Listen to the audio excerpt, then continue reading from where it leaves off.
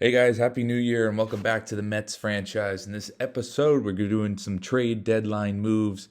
We're going to make a couple moves in just a sec. I just want to take this time out to say thank you guys so much for the support on this channel. I really appreciate it. It really keeps me going. 194 subscribers is crazy to me.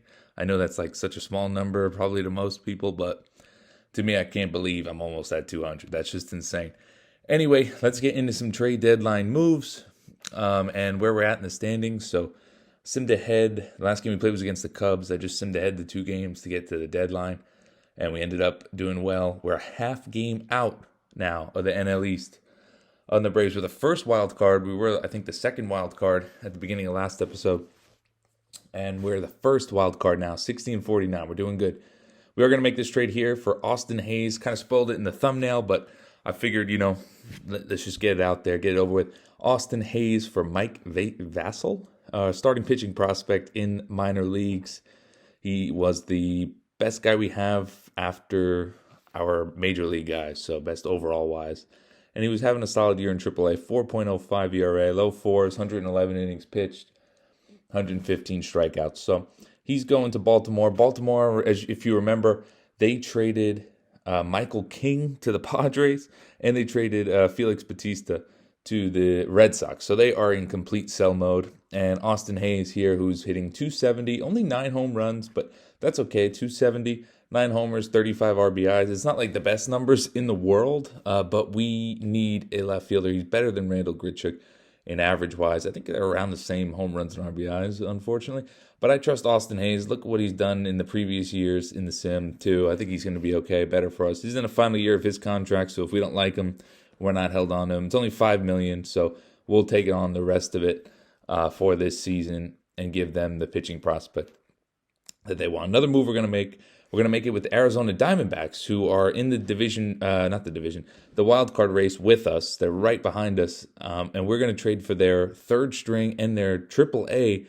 catcher, Francisco Mejia, as he does not deserve to be in AAA, that's for sure. We need a backup catcher as well. Roberto Perez was just like an emergency brought on because we didn't have a backup. Francisco Mejia can actually hit and play multiple positions. We like that. We're going to trade them. A guy we were going to send down to AAA ourselves anyway in Ronaldo Lopez, as he was called up this year. It came up to a 4.91 ERA. Not great, but it's not awful. And for a team like the Diamondbacks who just need more arms in the bullpen, they could always use more arms. Ronaldo Lopez is a good trade for them. He throws hard. He could be something for their little playoff run and maybe important in the playoffs as well. The corresponding move to losing a relief pitcher for us is to call up Brooks Raley. He was killing it in AAA. Only had 10.2 innings pitched, though. Not sure what went on in the sim there. He's 36 years old, but he's doing good in AAA. We're going to call him up. Our only lefty in the bullpen, Stephen O'Kurt, struggling anyway, so could use another one. We are going to DFA Roberto Perez, as he'll be designated for assignment and outrighted and see if he clears waivers. I don't think anyone will claim him. And we're going to do the same thing to clear up room. We have too many outfielders now. To Randall Grichuk, 238, 7 home runs, 28 RBIs. I was tired of seeing him, tired of putting him in the lineup, tired of having that hole where I don't like in the lineup. So that's why we went out and got Austin Hayes. We designate him for assignment, Randall Grichuk, and we're going to outright him as well and see if anyone claims him.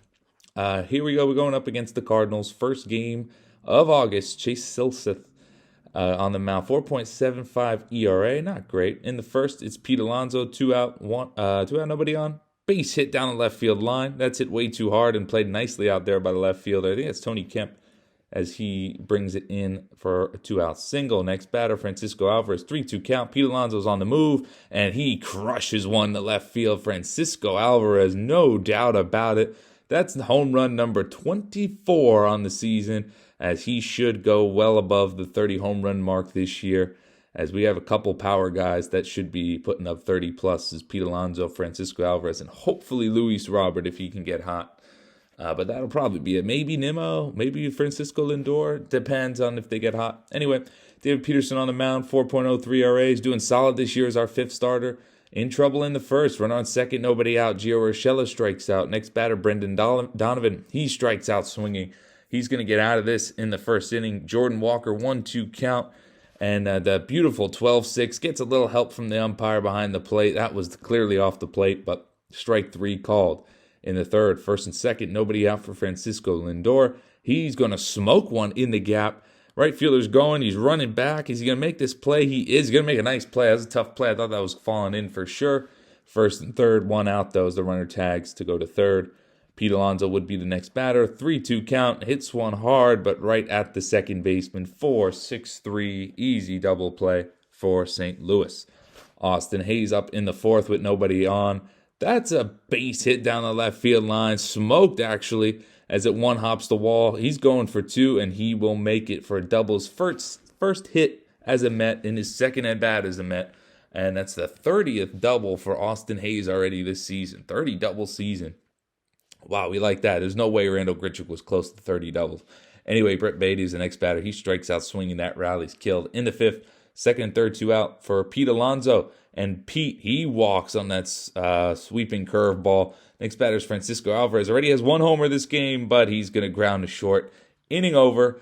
Still 2-1 after the fifth. In the sixth, this is David Peterson's last inning of work. He's going to get Jordan Walker to strike out with first and second, 1 out. This is his last batter no matter what. Wilson Contreras, first and second. And he checks his swing. No, he doesn't. Umpire rings him up. First base ump says he went around. He can't believe it. But it's still 2-1. That's 6 innings of 1 earned for David Peterson. In the ninth, still 2-1.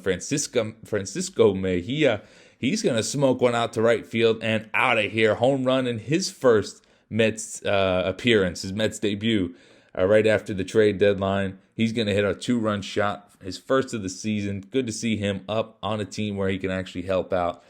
Speaking of our power-hitting catchers, they both already hit homers this game. Francisco Alvarez is just going to hit another one to make sure his job's not in jeopardy. Obviously, it's not in jeopardy. I'm just joking. But 3-run shots, his 5th RBI of the game, his 2nd home run. That's 25 homers for him now. He is getting hot at the right time. Good to see as we're going to pull away in this one. 7-1. It's Brooks Raley in to close it out. He works a clean 9th inning on his first appearance of the season. 7-1 win against the Cardinals. Easy pickings against St. Louis. We'll move on to back at home in New York. We're going against the Toronto Blue Jays in this one. They're 60-59, very mediocre, as they're going to go up against Mets ace Corbin Burns, 3.97 ERA. As long as it starts with a 3, I think I'll be happy at this point. I just don't want any in the 4s. In the first, runner on first, nobody out, as our leadoff hitter Nimmo was taken off on this pitch because that ball smoked in the gap. Oh, what a play by Dalton Varsho. He leaps up and makes the play against the wall. And I had Brandon Nimmo running because I did not think that was going to be caught. So double play. Stupid by me, but I mean, I really did think that was in the gap. Switch to some Corbin Burns highlights there as he gets a couple Ks. Austin Hayes in the second rips another base hit. Just had to show it, because it's Austin Hayes and he's new. Nothing would be doing from this rally as Jorge Soler with the first and second 3-1 count would ground into a double play. Another 4-6-3 for our rally-killing Giants there. Corbin Burns, more Corbin Burns highlights, strikeout of Espinal, strikeout of Emmanuel Banila, I don't know. Lars Nootbaar is on Toronto. He strikes out looking, circle change. It's Austin Hayes again. Got to show more Austin Hayes highlights just to prove I made the right move here. That ball smoked in the gets. Another double for him. That would be a 2-out double in the fourth for Austin Hayes. Jorge Soler was the next batter again. And he can't come through with the runner in scoring position. That one was it was a good pitch, though. It takes that slider in there. In the sixth, 2 out, 1 on, 3-2 count. Runners going. It's Luis Roberts smoking one down the third base line. It's Francisco Alvarez on the bases, though, and not a lot of speed as he'll have to hold up at third. Second and third, 2 out for Austin Hayes. Can he come through again? He will not. Ground ball into short, and Bo Bichette retires him easy. In the eighth, Corbin Burns 121 pitches at this point. This would be his last inning. He's just trying to get through 8. Strikes out Mike Ford. Gets Kyle Farmer. Grounds to third. Brett Beatty puts him away easy. Next batter is going to be Yohel Pozo, and he's going to be caught looking. Sinker, top of the zone. 8 innings, no runs, and as you'll see on the graphic in a second, 1 hit for Corbin Burns over 8 innings. He was brilliant today, but our Mets offense has not been able to get him any runs. So we go to the ninth. Edwin Diaz on to give us a clean ninth inning, and he does exactly that. Gets Vlad Jr. to pop up to Pete Alonso. In the ninth, it's 2 out, nobody on, nothing going on so far. But it's Jorge Soler going to start a little rally. Now he gets a hit with nobody on base. Better late than never, I suppose. Next batter, Brett Beatty, 3-2 count. Soler's going to be off on the pitch, and it's way outside. Walks him. First and second now, 2 out for Luis Guillermo, our new second baseman. He rips one down the right field line. If it's fair, the game's over. It's just foul. Just foul. Very next pitch, though. 1-2 count to Guillermo from Bowden Francis. And he rips one in the right, and it's just going to drop in front of Lars Nootbaar. The runner, Soler, rounds third, and he scores. He's in there. Mets win. Walk-off base hit from Luis Guillermo, as he has been a revelation ever since, Ronnie Mauricio got hurt. He is definitely our new starting baseman. He's hitting for a high average. He's getting clutch hits like that. When Ronnie Mauricio comes back, he will not have a spot on this team. Maybe against lefties, but definitely not against righties. Luis Guillermo is our guy. Anyways, jump ahead. Subway Series time. Yankees aren't doing too great, kind of like what they did in real life this year. Very, very mediocre, not good. But the bright spot, again, like in real life, is Garrett Cole, 2.19 ERA. He's been there. Ace, probably going to win the AL Cy Young this year. Dylan Cease, for us, has been our best pitcher, 2.53. Definitely in the running for the Cy Young and the NL, too. We'll have to go and see who's in the lead there. Anyway, in the seconds, Austin Hayes again. And this time, I'm actually showing him for a reason, because it's an RBI double, not just another double just to show off Austin Hayes. This one's RBI double off the top of the wall. Francisco Alvarez comes all the way in from first and just gets ahead of the throw. 1-0. Next batter, Brett Beatty. Oh, absolutely smoked. We're getting to the Cy Young winning Garrett Cole, the Cy Young frontrunner, I should say. Garrett Cole way out into the second deck. 3-0 Mets in the second, as Garrett Cole can't believe it. Only 13th home run of the season for Brett Beatty, but he's been better as of late. Got that average down from the 100s into well over the 200s, so we'll take that. Had to show this play here. Double play from Pete Alonso, but the person who made it a beautiful diving play was former Met Jeff McNeil, who we traded for Ron Marinaccio. I looked to see at his stats, by the way. We'll see Dylan Cease strike out a couple guys here. I looked at his stats. Jeff McNeil has 13 home runs right now of the season. I know that doesn't sound like a lot, but that's a career high for him. So the trade worked out well for the Yankees. You know, he's been having that good swing.